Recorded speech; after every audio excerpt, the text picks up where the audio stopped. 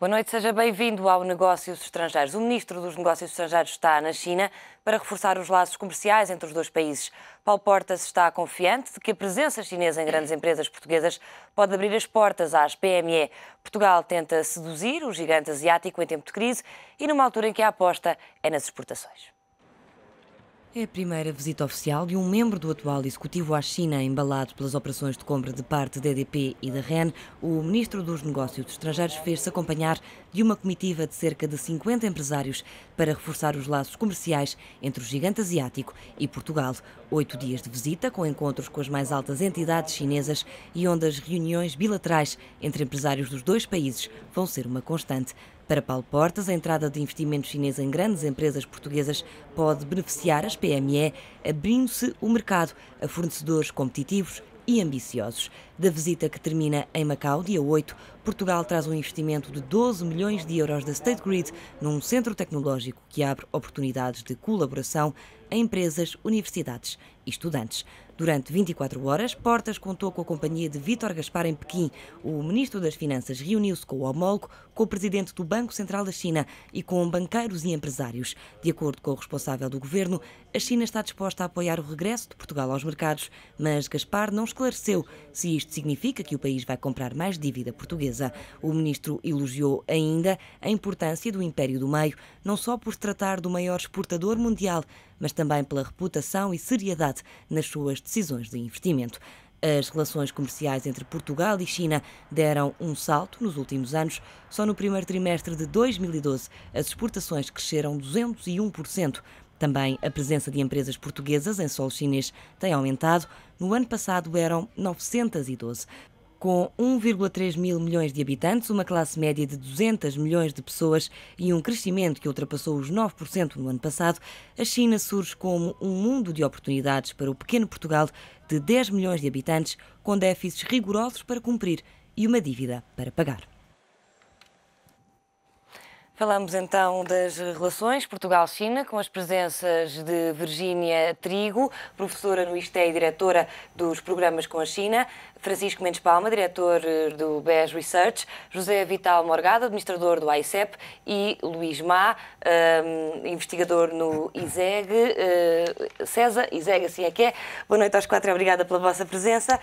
Vou começar aqui por si e perguntar-lhe, no âmbito desta visita oficial de Paulo Portas à China, se efetivamente que vai acompanhado por largas dezenas de 50 empresas, pergunto-lhe se isto se traduz em alguma coisa para essas empresas que vão. Nós esperamos que sim. Portanto, o mercado chinês é um mercado potencial para Portugal. Se fizermos uma análise do que se passou nos últimos 10 anos, no ano 2000 nós exportámos 50 milhões de euros para a China. No ano 2011 exportámos cerca de 400 milhões. Há 10 anos exportavam cerca de 200 empresas, no ano passado exportaram 912, como se viu na peça. Portanto, é um mercado que está a crescer imenso, é um mercado que conhecemos mal, é um mercado imenso, com enorme potencial. E, portanto, estas empresas foram, no fundo, aprender um pouco sobre o mercado, fazer a sua investigação, aproveitar o facto do Ministro, enfim, todos os contactos a nível que o Ministro dos Negócios Estrangeiros vai fazer para lhes facilitar mais algum conhecimento sobre o mercado e com potenciais contactos, e esperamos, e as notícias que nos têm chegado, é que está a correr muitíssimo bem e, portanto, esperamos que se possam concretizar alguns negócios. No fundo, estas portas das relações com a China, que já são históricas e que sempre foram, enfim, cordiais, foram aqui abertas por estas entradas nas participações das empresas portuguesas? Sim, digamos, não havia propriamente grandes investimentos chineses em Portugal. Os chineses procuram oportunidades de negócio por todo o mundo e também na Europa, nomeadamente no setor da energia, e, portanto, tivemos 2 grandes investimentos em Portugal, 2 grandes empresas chinesas, que muitos de nós não conhecíamos, mas a State Grid é a 7ª maior empresa do mundo, tem só 1.500.000 trabalhadores. O volume de vendas da State Grid é igual ao PIB português, portanto, são grandes empresas multinacionais. E as China Three Gorges também investirem em EDP, e são empresas que, para além do investimento financeiro, enfim, nos podem trazer inovação, investir, também já se ouviu falar, e vai-se concretizar o investimento da State Grid de 12 milhões de euros num centro de investigação tecnológica, e, portanto, penso que esta parceria com empresas chinesas é muito positiva e temos um enorme potencial para crescer. Este é um mercado fulcral para Portugal? É um mercado fulcral e eu estou de acordo que, de facto, é ótimo que este tipo de situações aconteçam, que se façam visitas a nível estatal, a nível governamental e que os empresários aproveitem essas missões para estabelecerem laços. Mas o mercado chinês não é um mercado fácil. E eu creio que também, não sei, talvez o doutor tenha melhores informações do que eu, mas creio que as nossas exportações e, portanto, os nossos negócios com a China têm uma grande flutuação e muitas vezes são situações pontuais. Portanto, eu penso que devemos ainda trabalhar muito para que isso se torne algo sustentável, porque é um mercado que é muito difícil. Difícil em que aspectos? Desde já a barreira da língua, a barreira da língua cultura? É o menos. A língua é o menos. A barreira da cultura, a barreira do entendimento de como se fazem negócios, de que é necessário muito tempo para que se estabeleçam ligações e que os negócios são feitos na base da confiança, que é necessário que as pessoas sofram juntas e que passem por dificuldades juntas, os vários parceiros, às vezes até que sejam enganados mutuamente para que depois ultrapassem essa barreira e assim cimentem esses laços de confiança e que se conheçam sobretudo muito bem. Portanto, é necessário muita paciência, um grande investimento em termos de conhecimento da cultura, da política, das hierarquias, das mudanças, das estruturas de poder. Portanto, não é um mercado para amadores, é um mercado para conhecedores e as pessoas têm de se preparar bem antes de ir. E relativamente, por exemplo, pergunto-lhe se depois dessas dificuldades, se efetivamente dá frutos o investimento na China. Dá frutos. Nós temos experiência disso no ISCTE, porque nós começámos relacionamentos há mais de 20 anos e neste momento temos programas de doutoramento aprovados pelo Ministério da Educação chinês e autorizados na China e temos 140 doutorandos na China que estão em posições fantásticas. Temos alunos da State Grid. Exatamente, e entre muitos outros diretores, pessoas muito bem colocadas e que veem com muito bons olhos que os estudos, a possibilidade que eles têm de estudar com uma instituição portuguesa, lhes dê também a eles possibilidades de negócio. E já nos fizeram sentir isso e já quiseram vir cá em missões várias vezes porque querem aproximar-se da instituição que, no fundo, lhes vai dar o grau. E que tipo de investimentos, Francisco, é que se pode fazer na China? Bom, na China pode-se fazer todo o tipo de investimentos. Eu acho que o que é importante é nós percebermos o que é que eles precisam e percebermos o que é que nós temos para lhes oferecer. E tudo isto aquilo que se tem falado, e nomeadamente o que tem acontecido nas relações entre Portugal e a China, mostra que os chineses perceberam que nós temos coisas positivas que eles podem aproveitar, logo nós não tenhamos medo de achar que de facto temos coisas que lhes podemos oferecer. Isto significa que nós, de facto, temos um conjunto de ativos e um conjunto de elementos que, para o relacionamento comercial ou para o investimento com a China, são muito relevantes.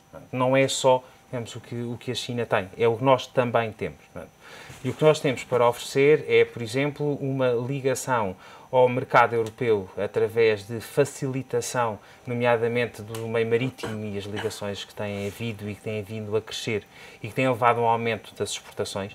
E que o facto de haver essa ligação marítima, tanto de Setúbal como de Sines, espera-se que vá trazer aquela sustentabilidade das relações entre a China e Portugal, nomeadamente das nossas exportações, a sustentabilidade e a sua diversificação, que hoje continuam ainda relativamente concentradas em material de transporte, nomeadamente, digamos, aquilo que é exportado à alta Europa, mas que já significa, digamos, uma mais-valia, porque antes esses mesmos carros eram exportados para a China, mas iam primeiro à Alemanha e depois é que iam para a China. Portanto, agora vão diretamente de Portugal para a China, o que significa um aumento da relação da nossa economia diretamente com a China e com isto podem ir mais coisas atrás. Portanto, eu há bocado comentava com o Luís de brincadeira, mas é um bocadinho assim, se dentro das malas dos carros, digamos que são exportados, forem pares de sapatos, garrafas de vinho ou de azeite, basta tipo, se calhar, ir uma caixinha em cada carro e isso dá um aumento muito significativo nas exportações portuguesas. É uma forma caricata de pôr as coisas, mas eu acho que é uma forma relevante, que é, nós não temos que ter problema, como a professora dizia, de cooperar com quem já conhece, com quem já desbravou algum do caminho. Portanto, e é o que isto significa. Portanto, há várias estratégias de internacionalização que, estudadas, tanto portuguesas como não só, que resultam exatamente através da exploração de caminho que já foi um bocadinho percorrido por outros, os outros que são um bocadinho maiores ou que têm um maior peso. Portanto, problema nenhum em fazer isso e problema nenhum em ter a consciência que há vários elementos e produtos, neste caso, que os chineses precisam. O que é que eles precisam? Bom, podemos falar na área alimentar e, por exemplo, na área dos minérios. Portanto, são dois conjuntos significativos e em que nós temos capacidade para, digamos, fornecer o mercado chinês e que, trabalhados numa lógica de segmento, portanto, porque nós não podemos achar que vamos fornecer as 64 mil lojas de maior cadeia de distribuição da China. É impossível. Não? Se já fornecermos 640 já era uma coisa maravilhosa. Agora, é exatamente para isso é preciso conhecer, é preciso saber quem são. Digamos, as 64 mil são relevantes, mas, se calhar, para a nossa dimensão é melhor conhecer os dos 640, porque é isso que vai nos dar negócio. Portanto, e por aí, depois temos vários produtos, que alguns já existem, e que são, digamos, bem capazes para fomentar as nossas relações com a China. E isto, de resto, vai um pouco de encontro ao que disse o Ministro dos Negócios Estrangeiros nesta viagem, destas empresas grandes, no fundo, ajudarem as pequenas, e até que ponto é que isto é efetivamente importante e se consegue fazer na prática? Para mim, a grande questão que se põe de conquistar o mercado chinês é conquistar o consumidor chinês. E eu não tenho bem, não sei, provavelmente a professora Virginia poderá partilhar connosco, qual é a percepção que se tem dos produtos portugueses, ou seja, na China e na Ásia em geral, valoriza-se muito o que é que aquele produto representa em termos de estatuto social. Eu não sei qual é a imagem associada a Portugal. Na China, quando se procura um produto, por acaso é português.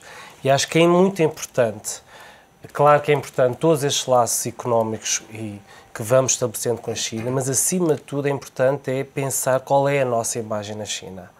Não é só uma imagem baseada nos laços comerciais das empresas chinesas que compram empresas portuguesas, participações de empresas portuguesas. Não, qual é a nossa imagem na China? E é muito importante porque, como falava o Francisco na questão dos produtos alimentares, há uma série de produtos que nós temos competição com os espanhóis, com os italianos, com os franceses. Como é que nós nos vamos distinguir destes outros países no mercado chinês? Quem fala do mercado chinês poderá falar do japonês, do coreano. Eles sabem lá, muitas vezes não sabem o que é Portugal. E acho que é muito importante pensar precisamente na ideia do soft power português. Quem é que nós somos lá? Faço-lhe essa pergunta. Eu acho que temos que ter em consideração que no ano 2005 a China considerou na Europa 5 parceiros estratégicos. Foi a Alemanha, o Reino Unido, a França, a Espanha e Portugal. E por alguma razão o fizeram. E complementando o que o Francisco disse, para além de uma porta de entrada para a Europa, Portugal é também uma porta de entrada para os países de língua portuguesa. E, portanto, penso que no ano 2008, penso eu, foi criado o Fórum Económico e Cooperação da China, CPLP, com sede em Macau, que tem desenvolvido muitas atividades. Nós já fizemos 2 reuniões com esse fórum aqui em Portugal, a última teve cerca de 500 empresários, fizemos há 2 anos e, portanto, digamos, a China, ela própria, em 2005, portanto já há 7 anos atrás, considerou Portugal como um parceiro estratégico. E, portanto, isso evidencia o potencial não só que eles veem em nós, como nós também, neste momento, vemos na China e da forma como lhe referi, como os negócios estão a crescer. Portanto, acho que há aqui um potencial enorme de um relacionamento não político, que se está a ver que é excelente, como a forma como estamos a ser recebidos em Pequim e noutras cidades, como também ao nível empresarial.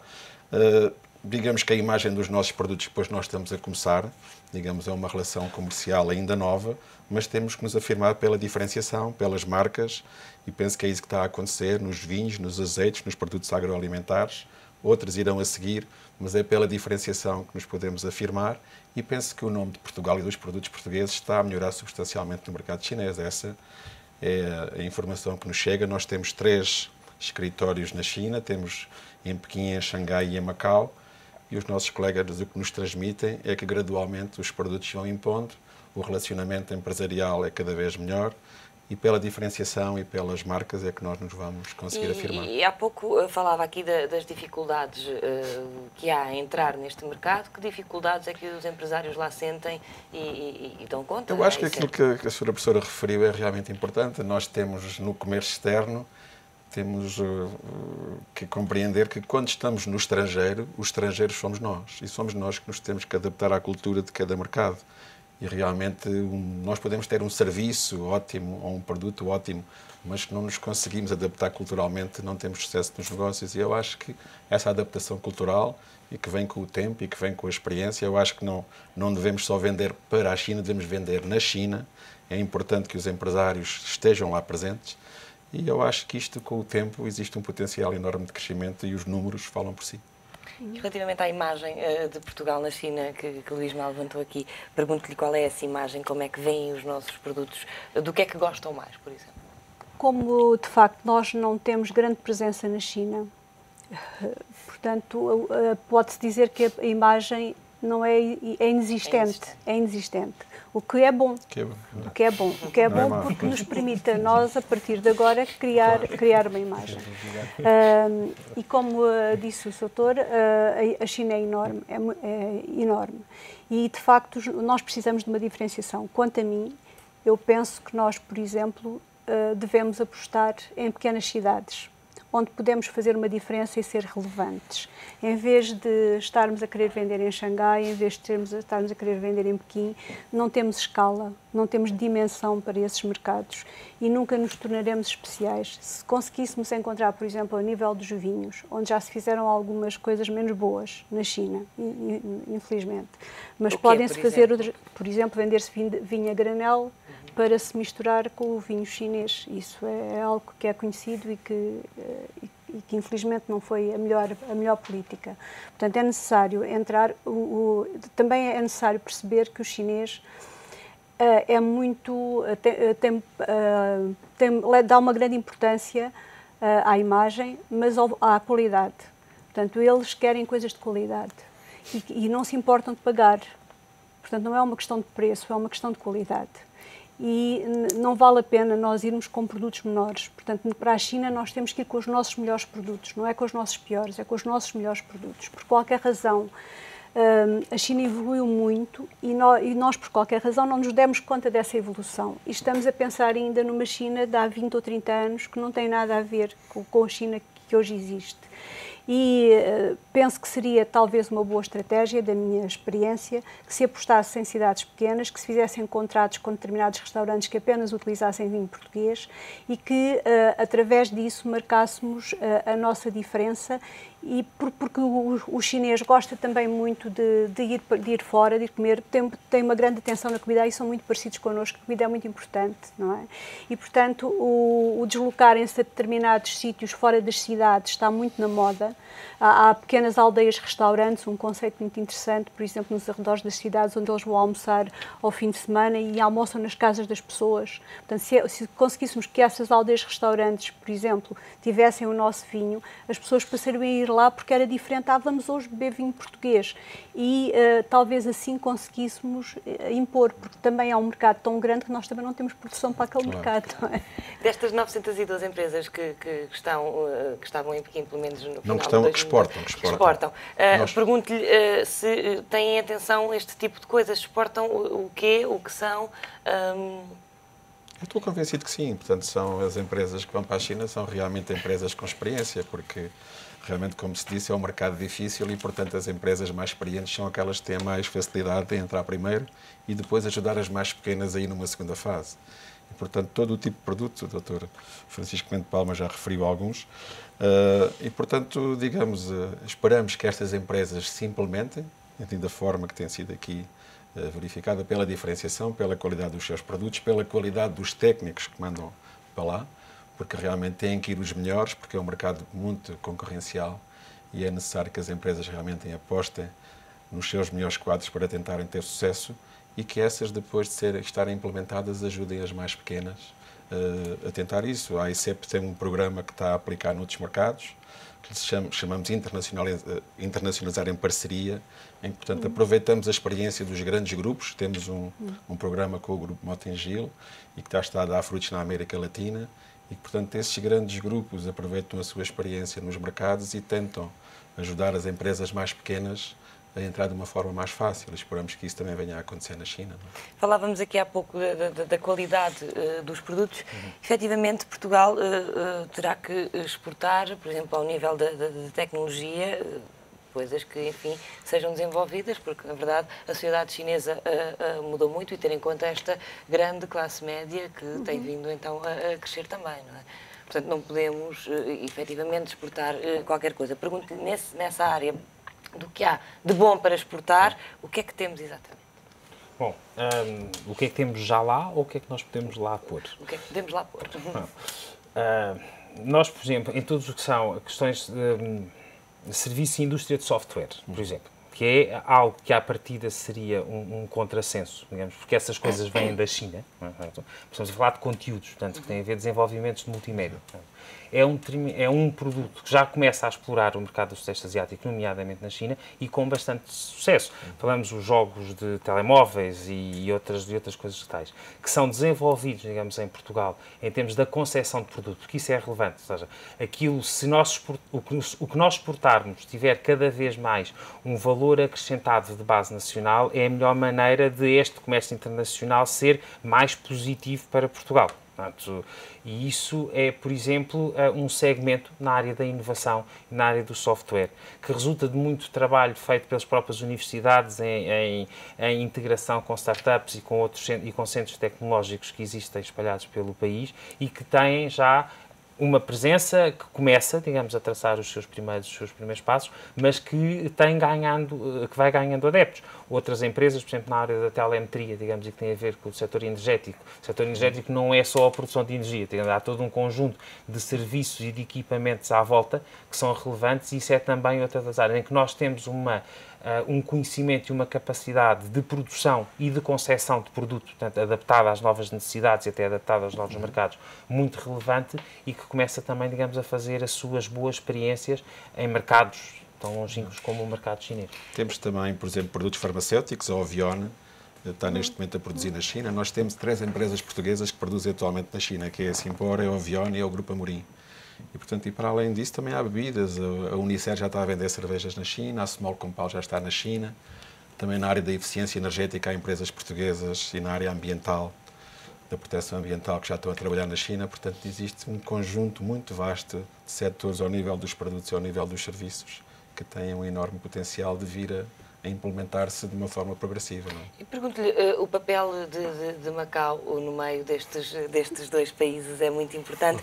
Pergunto-lhe se tem sido utilizado da melhor forma, se pode ser ainda mais explorado.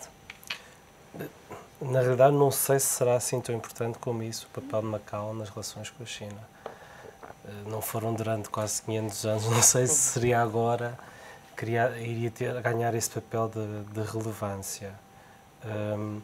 Acho que, na verdade, é mais interessante a ligação que Portugal pode fazer a nível da questão da FOCAC, China, países lusófonos, do que propriamente Macau na ligação com a China. Sinceramente, da minha percepção do que eu conheço de Macau, acho que há uma diferença. Não há realmente uma...